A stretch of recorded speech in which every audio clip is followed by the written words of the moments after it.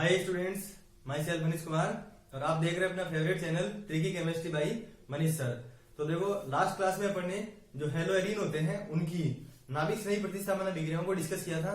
आज की क्लास में अपन जो है उसी चेन को आगे बढ़ाते हुए उनकी इलेक्ट्रॉन स्नेही प्रतिस्थापन अभिक्रिया देखेंगे। मैं आपको यहाँ पर बहुत सारी ट्रिक्स बताऊंगा। उसके लिए आपको करना क्या है, वीडियो जो उसको शुरू से लेकर लास्ट तक देखना है। और यहाँ पर जो इलेक्ट्रॉन स्नेही प्रतिस्थापन अभिक्रिया है उनको मैं बहुत आसान तरीके से आपको बताऊंगा।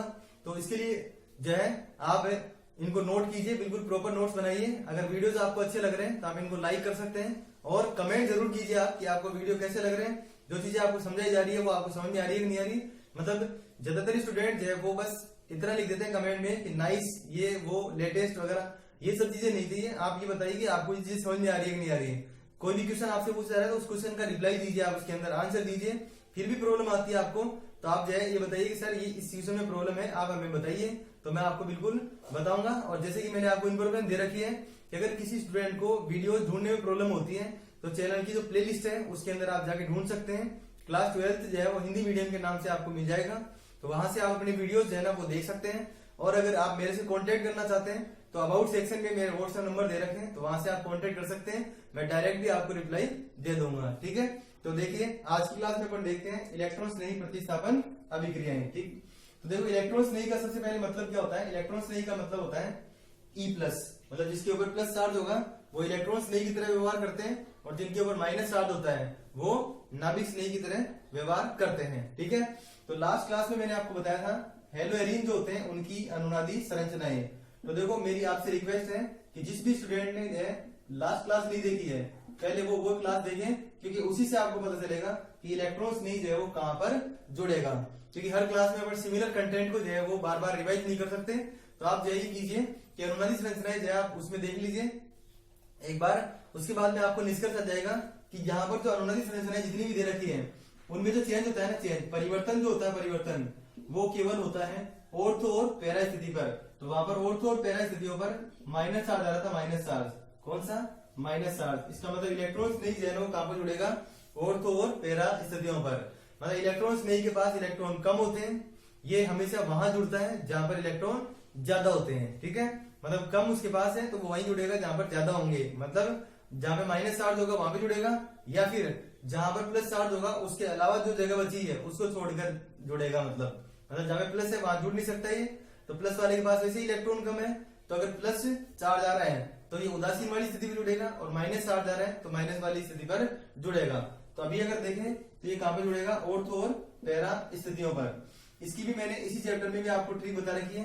एक बार फिर बता देता हूं मैं कि डायरेक्ट अपन कैसे पता लगा सकते हैं कि इलेक्ट्रॉन स्नेही जो है वो कहां पर जुड़ेगा।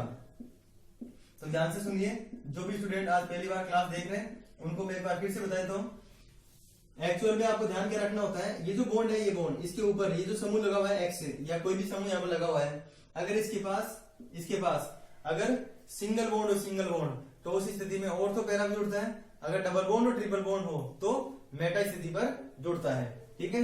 बात समझ में आ गई यहाँ पर। अब आपको करना कुछ भी नहीं है, बस केवल पहचान करनी है। ये जो E प्लस होता है ना, E प्लस, उसकी पहचान करनी है। ये तो कौन सा उत्पाद हो गया, ऑर्थो। कौन सा हो गया, ऑर्थो। और ये जो है ना वो हो गया पैरा। अब अगर आपसे पूछ दे कि मुख्य उत्पाद कौन सा होगा, तो मुख्य उत्पाद जो है ना हमेशा होता है पैरा। पैरा उत्पाद जो है वो मुख्य उत्पाद होता है। और इसके कारण पूछ जाए कारण, तो ये सम्मित होता है, सम्मित। सम्मित का मतलब इधर 2 कार्बन का गैप है, इधर भी 2 कार्बन का ही गैप है। मतलब आपसे से पूछ जाएगी इलेक्ट्रॉन स्नेही प्रतिस्थापन अभिक्रिया कहां पर होगी। अब मैं आपको इसकी लैंग्वेज बता रहा हूं, आप इसको नोट कीजिए। मतलब ऐसे पूछे कि इलेक्ट्रॉन स्नेही प्रतिस्थापन कहां पे होगी, क्यों होगी, ऐसे, ठीक है। तो आप लिखिए इसके अंदर, हेलोएरिन इलेक्ट्रॉन स्नेही प्रतिस्थापन अभिक्रियाएं देते हैं क्योंकि हेलोएरिन इलेक्ट्रॉन स्नेही प्रतिस्थापन अभिक्रियाएं देते हैं क्योंकि इनमें जो हेलोजन परमाणु होता है, कौन सा, जो हेलोजन परमाणु होता है, या फिर इसको ऐसे भी लिख सकते थे कि हेलोएरिनों में नाभिक स्नेही प्रतिस्थापन अभिक्रियाएं ऑर्थो और पैरा स्थितियों पर होती हैं। ऑर्थो और पैरा स्थितियों पर होती है क्योंकि हेलोजन समूह, मतलब एक्स लिख देना ब्रैकेट में सिंगल बॉन्ड लगा के, हेलोजन समूह जो है वो एक ऑर्थो पैरा निर्देशिकारी समूह होता है। निर्देशिकारी का मतलब होता है निर्देश देने वाला। ऑर्थो पैरा निर्देशिकारी समूह होता है जो बेंजीन वलय की ऑर्थो और पैरा स्थितियों पर, जो बेंजीन वलय की ऑर्थो और पैरा स्थितियों पर इलेक्ट्रॉन घनत्व को बढ़ाकर बेंजीन वलय की ऑर्थो और पैरा स्थितियों पर इलेक्ट्रॉन घनत्व को बढ़ाकर इलेक्ट्रॉन स्नेही को इन स्थितियों पर निर्देशित करता है। इलेक्ट्रॉन स्नेही को इन स्थितियों का मतलब ऑर्थो और पैरा स्थितियों पर निर्देशित करता है। मतलब ये कहां पे भेज रहा है उनको, ऑर्थो और पैरा स्थितियों पर, इसीलिए ऑर्थो पैरा स्थिति पर अभिक्रिया होती है। ठीक है, अगर आप नोट नहीं कर पाए तो एक बार फिर से रिवाइज करके एक बार इसको नोट कर सकते हैं। तो आपको केवल देखो यहाँ पर क्या पता लगाना है कि इलेक्ट्रॉन स्नेही के रूप में यहाँ पर अपने पास कौन है। अब मैं बताऊंगा आपको बहुत इजी तरीके से। इसकी जो 4 अभिक्रियाएं होती हैं, कुल अभिक्रिया देखोगे तो 5 है, बाकी 4 भागों में इसको मुख्य रूप से बांटा गया है, जिसमें से केवल आपको ट्रिकों का ध्यान रखना है, जो मैं ट्रिक बताऊंगा। सबसे पहले अभिक्रिया जो है वो है एक तरह से नाइट्रोकरण। वैसे नाइट्रीकरण होता है ये, लेकिन मैंने जानबूझ के यहाँ पे से लिखा है नाइट्रोकरण। नाइट्रो का मतलब होता है NO2, तो NO2 प्लस का जुड़ना, ये नाइट्रोकरण होता है। ऐसे ही दूसरी जो अभिक्रिया होती है, दूसरी को लिखना नहीं है अभी। दूसरी जो अभिक्रिया होती है वो होती है सल्फोनीकरण। सल्फो का मतलब होता है SO3H प्लस का जुड़ना। ऐसे ही तीसरी जो अभिक्रिया होती है वो होती है, मतलब तीसरे नंबर पे जो आती है वो आती है हेलोजनीकरण। हेलोजनीकरण पहले भी आया था, लेकिन ये जो हेलोजनीकरण है वो है X प्लस का जुड़ना, X प्लस का जुड़ना। नेक्स्ट जो अभिक्रिया होती है उनमें फ्रीडल क्राफ्ट्स अभिक्रिया। इसमें मैंने बताया था कुल जो है 5 होती हैं, जिनमें से फ्रीडल क्राफ्ट में पहली जो अभिक्रिया होती है वो होती है एल्किलीकरण। तो एल्किल का मतलब क्या होता है R+, तो R+ का जुड़ना। और दूसरी जो अभिक्रिया होती है इसके अंदर जो सेकंड पार्ट होता है वो होता है एसिलीकरण, या फिर कभी कभी इसको एसिटिलीकरण भी बोल देते हैं। अगर आपने एसिलीकरण बोला है तो ये जो है ना, ये R लगा के लिखना पड़ेगा, ऐसे RCO+। और एसिटिलीकरण बोला है तो R की जगह पे CH दिया जाएगा, CH3CO+। ठीक है, अब मैं आपको बताऊंगा ये जो है ना, ये इसकी 4 अभिक्रिया हो गई। नंबर 1 नाइट्रोकरण, फिर सल्फोनीकरण, हेलोजनीकरण, फ्रीडल क्राफ्ट अभिक्रिया, उसके 2 भाग। ठीक है, ये आप समझ जाओ एक बार कि नाइट्रोकरण आए तो क्या जुड़ेगा, सल्फोकरण आएगा, सल्फोनीकरण आएगा तो क्या जुड़ेगा। ये चीजें आपको याद होनी चाहिए। उसके बाद में आपको जो रिएक्शन है उसमें कोई भी प्रॉब्लम नहीं होगी। देखना, अभी पहले मैं नाइट्रोकरण को समझा रहा हूं। ये मैंने आपको एक बार आगे अपन क्या पढ़ने वाले हैं वो बता दिया है। तो देखो, सबसे पहली बात है कि NO2+ का नाम क्या होता है। एग्जाम में पूछा हुआ है ये कि NO2+ है ना, उसका नाम क्या होता है। NO2+ को बोलते हैं नाइट्रोनियम। क्या बोलते हैं, नाइट्रोनियम। क्वेश्चन नंबर 1 तो ये हो गया कि क्या बोलते हैं इसको, इसका नाम हो गया नाइट्रोनियम।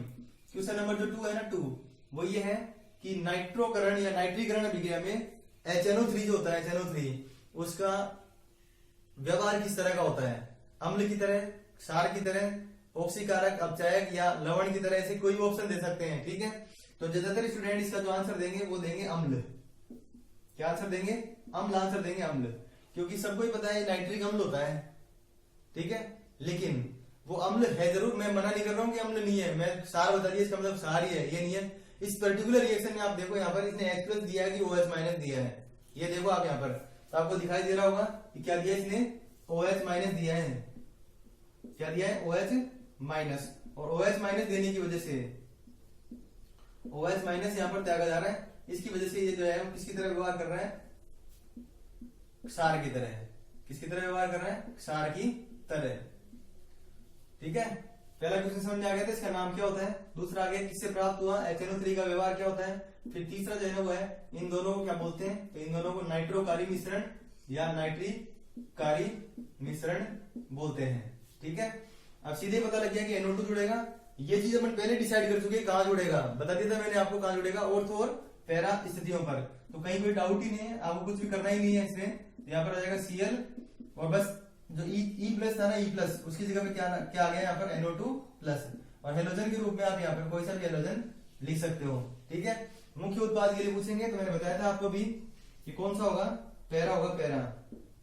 सेकंड जो अभिक्रिया मैंने बताई थी अभी, वो कौन सी थी, सल्फोनीकरण। इसमें समूह कौन से जुड़ रहा था, SO3H+। SO3H+ का जुड़ना। फिर ये SO3H+ मिल किससे सकता है, तो H2SO4 को तोड़ेंगे तो इससे मिल जाएगा SO3H+। इसका नाम होता है सल्फोनियम। तो देखो यहाँ पर भी क्या दे रहा है ये OH-, देख लो आप यहाँ से मिलाकर देख लो, OH- ये दे रहा है। और इससे यहाँ से पता चला कि सल्फोनीकरण अभिक्रिया में सल्फ्यूरिक अम्ल है ना, सल्फ्यूरिक अम्ल वो किसकी तरह कार्य करता है, सल्फ्यूरिक अम्ल किसकी तरह कार्य करता है, क्षार की तरह। ठीक है, इसमें इसकी रिएक्शन करवा दी H2SO4 के साथ। यहाँ पर और कुछ नहीं लेते, थोड़ा सा दाब लगना पड़ता है, इसको लिखने की जरूरत भी नहीं है, वैसे की वैसे ही बिल्कुल। E+ की पहचान आपने कर ली थी पहले, तो E+ की पहचान करने के बाद ये जो SO3H है वो कहां पे जुड़ जाएगा, ऑर्थो और पैरा स्थितियों पर। तो बिल्कुल सिंपली आप इसको समझ पाएंगे। नेक्स्ट जो विक्रिया थी अपने पास वो कौन सी थी, वो विक्रिया थी हैलोजनीकरण। कौन सी थी, हैलोजनीकरण। ठीक है, तो हैलोजनीकरण जो है ना उसके अंदर अलग अलग संभावनाएं हो सकती हैं। कौन सी बताई थी, हैलोजनीकरण। इसका मतलब बताया था X+ का जुड़ना। कौन सा, X+ का जुड़ना। इसमें देखो क्या संभावनाएं हैं। सबसे पहले तो देखो X+ है, मिल कर सकता है अपन को। X+ जो मिलेगा कैसे, तो X+ मिलेगा, X2 जो होता है ना, X2 उसको अगर तोड़ेंगे तो X+ और X- बनेगा। तो X+ है ना उसको बोलते हैं हेलोनियम, हेलोनियम बोलते हैं। इसमें जो रिएक्शन करवाएंगे Cl2 से, इसके अंदर रिएक्शन करवाएंगे Br है तो Br2 से। ठीक है, उत्प्रेरक के रूप में सामान्यतः लुईस अम्ल जैसे FeCl3, FeBr3, AlCl3 भी ले सकते थे। ब्रोमीन वाले केस में CCl4 इसी चैप्टर में बता रखा है, CCl4 भी आ सकता है। कुछ अभिक्रियाओं में एथेनोइक अम्ल भी आता है, CH3COOH। ध्यान रखना, इसमें ज्यादा ऑप्शन है, इसमें तो कम ऑप्शन है। इसमें क्या होगा, Cl की रिएक्शन करवा रहे हैं तो ऑर्थो पैरा स्थिति पर कौन जुड़ जाएगा, Cl। और सेकंड जो विक्रिया है उसमें क्या हो रहा है, Br से रिएक्शन करवा रहे हैं और ऑलरेडी भी Br लगा हुआ है यहाँ पर, तो दो Br आ जाएंगे। ठीक है, तो 1,2 डाइब्रोमो बेंजीन और 1,4 डाइब्रोमो बेंजीन। इस तरीके से ये हो गए अपने पास हैलोजनीकरण अभिक्रिया। नेक्स्ट जो इसके अंदर बची है लास्ट, वो है फ्रीडल-क्राफ्ट। तो फ्रीडल-क्राफ्ट के अंदर दो संभावनाएं मैंने आपको बताई है। कौन कौन सी, एल्किलीकरण, एक तो बताइए एल्किलीकरण और दूसरी बताइए एसिटिलीकरण। ठीक है, तो पहले अपन देखते हैं एल्किलीकरण को, या फिर मैं दोनों को साथ साथ बता देता हूं जिससे कि आपको ज्यादा प्रॉब्लम इसके अंदर नहीं आए। एसिटिलीकरण लिख देता हूं मैं, CH3 से करा देते हैं रिएक्शन। इसमें क्या बताया था, R+ उड़ेगा, इसमें एसिटिलीकरण लिखा हुआ है, इसके मतलब CH3CO+। ठीक है, तो देखो इसमें भी अपन बेंजीन और Cl, इसमें भी बेंजीन और उसके ऊपर Cl। यहाँ पर रिएक्शन करवाते हैं एल्किल हैलाइड से, यहाँ पर रिएक्शन करवाते हैं अम्ल क्लोराइड से। अंतर देखते जाओ आप, यहाँ पर अंतर क्या दिखाई दे रहा है, ये बिल्कुल सेम है। CH3 की जगह CH3 है, Cl की जगह Cl है, CO एक्स्ट्रा है, CO एक्स्ट्रा। ठीक है, इसलिए मैं दोनों को साथ लिख रहा हूं। फिर है निर्जल AlCl3, इसमें भी निर्जल AlCl3। आंसर आपको पता ही लग गया।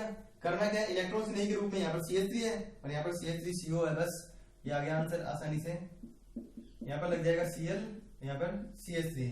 ठीक है, ऑर्थोक्लोरोटोलुइन और पैराक्लोरोटोलुइन, ये आंसर आ जाएगा। नेक्स्ट जो है उसके अंदर क्या करेंगे, CH3 से जुड़ेगा ही, लेकिन CO भी जुड़ेगा, तो CO CH3। ठीक है, इसको बोल सकते हो आप ऑर्थोक्लोरो एसिटोफिनोन और पैराक्लोरो एसिटोफिनोन। ये जो है ना, ये इसका नाम होता है, पैरा पोजीशन पर क्लोरो है और रिंग के ऊपर COCH3 जुड़ा होता है, तो उसको बोलते हैं एसिटोफिनोन। क्या बोलते हैं, एसिटोफिनोन। तो हो गया पैराक्लोरो एसिटोफिनोन, ये हो गया ऑर्थोक्लोरो एसिटोफिनोन। ऑर्थोक्लोरोटोलुइन, पैराक्लोरोटोलुइन। ऑर्थो के ऊपर ब्रोमो लगे हुए हैं, तो ऑर्थो डाइब्रोमो बेंजीन, ये भी जो है पैरा डाइब्रोमो बेंजीन हो जाएगा, या 1,2 डाइब्रोमो बेंजीन और 1,4 डाइब्रोमो बेंजीन। तो इस तरीके से आज की क्लास में पढ़ने कि जो एरिल हैलाइड होते हैं उनके अंदर इलेक्ट्रॉन स्नेही प्रतिस्थापन अभिक्रियाएं कहां पर होती हैं, कैसे अपन इनकी पहचान करेंगे, इलेक्ट्रॉन स्नेही के रूप में यहाँ पर कौन आ रहा है। मैंने आप क्लास की स्टार्टिंग में भी कहा था कि एक बार आप पिछला वीडियो देख लें, जिससे कि उसके अंदर जो इनकी अनुनादी संरचनाएं हैं उनको देखकर आप ये डिसाइड कर पाए कि यहाँ पर जो इलेक्ट्रॉन स्नेही है वो ऑर्थो और पैरा स्थितियों पर ही क्यों जुड़ रहा है। ठीक है, उसके बाद में मैंने आपको पहले ही बताया था कि अगर वीडियोस आपको अच्छे लगे तो आप इनको लाइक कीजिए, कमेंट कीजिए। अगर चैनल को अभी तक सब्सक्राइब नहीं किया तो चैनल को सब्सक्राइब कर दें और बेल आइकन को प्रेस कर दें, जिससे कि लेटेस्ट नोटिफिकेशन आपके पास सबसे पहले आ जाए। इन वीडियोस को आप ज्यादा से ज्यादा स्टूडेंट तक शेयर कीजिए और इसी तरीके से चैनल के साथ बने रहिए, जिससे कि बाकी स्टूडेंट भी जो है वीडियोस का बेनिफिट उठा सके। Thanks for watching.